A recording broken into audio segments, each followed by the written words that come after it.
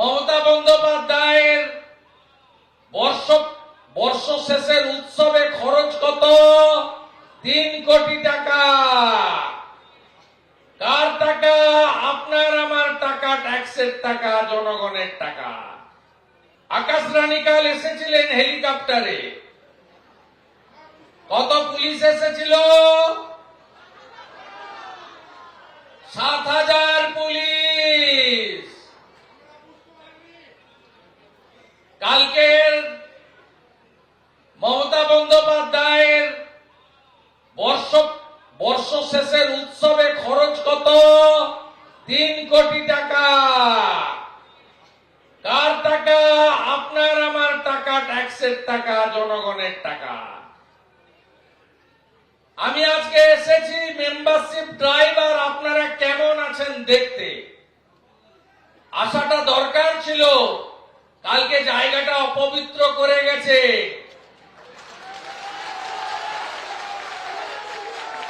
আজকে পবিত্র করতে এসেছি, গঙ্গা জল ছড়িয়েছি। ওম শান্তি শান্তি ওম।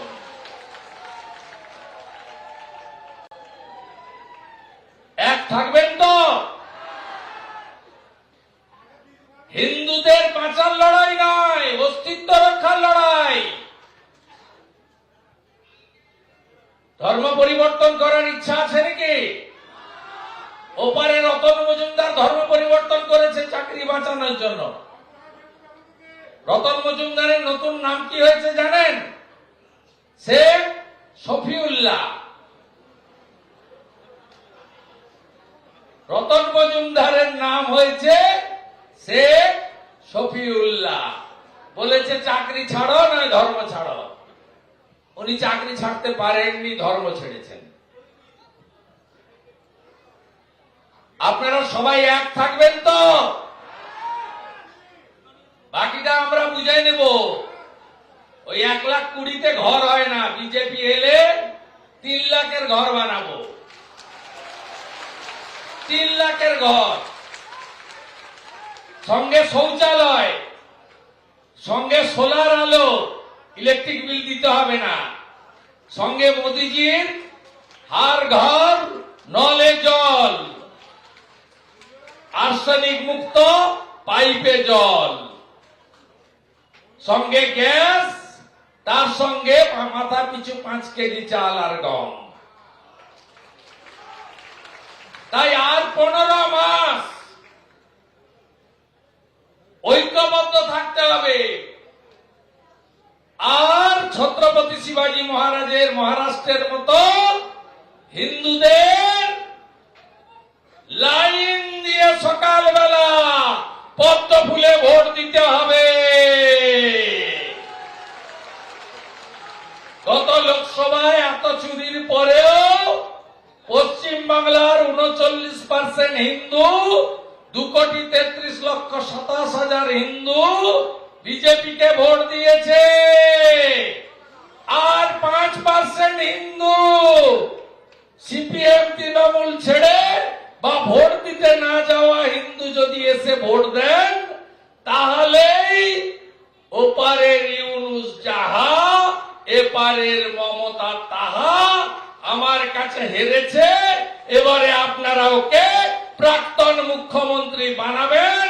আর জিহাদি, জঙ্গি, মৌলবাদ, জিয়ারুল মোল্লা আর শাহজাহানের মতো এদের চিরতরে যাতে সমাজে এরা না থাকে তার ব্যবস্থা যোগী আদিত্যনাথজি যেমন ব্লিচিং ফিনাইল দিয়ে, কার্বনিক অ্যাসিড দিয়ে উত্তরপ্রদেশ সাফ করেছেন, আমরাও সাফ করব। জয় জয় শ্রীরাম, জয় জয় শ্রীরাম, জয় জয় শ্রীরাম। হিন্দু তুমি এক হও, বিশ্বের হিন্দু এক হও। চিন্ময় প্রভুর মুক্তি চাই, চিন্ময় প্রভুর মুক্তি চাই। দুনিয়ার হিন্দু, দুনিয়ার হিন্দু আপনাদের সকলকে আমি ধন্যবাদ। আমি বক্তব্যের শুরুর আগে অনেকগুলো কথা কাজের কথা বলে ফেলেছি। আমি প্রথমেই যারা জেল খেটেছেন আমার মাতৃমণ্ডলী দিদি বোনেরা, তাদের প্রণাম করেছি।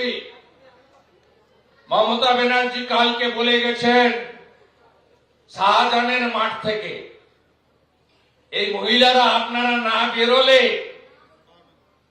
রেখা মাম্পিরা আপনারা সবাই মিলে না লড়লে ওই মাঠটা শাহজাহানের নামেই থাকতো। মমতা ব্যানার্জি,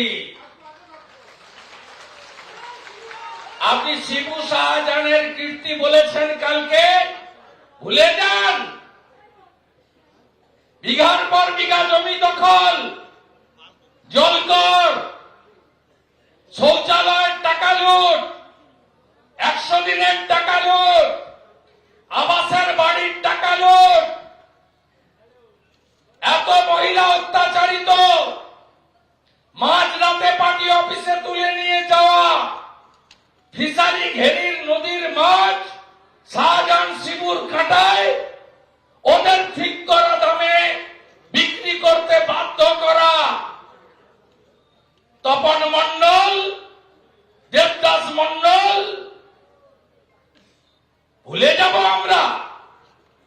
সব ভুলে যান। ভুলে যাবেন? ভুলে যাবেন? এই মুখ্যমন্ত্রী বলেছে ভুলে যেতে। শিবু শাহজাহানের কাণ্ড, কে দুষ্টু লোক মাননীয়া, কে দুষ্টু লোক? সবচেয়ে বড় যদি দুষ্টু লোক থাকে তার নাম এই রাজ্যের মুখ্যমন্ত্রী মমতা ব্যানার্জি। বাকিটা বলছি একটু পরে।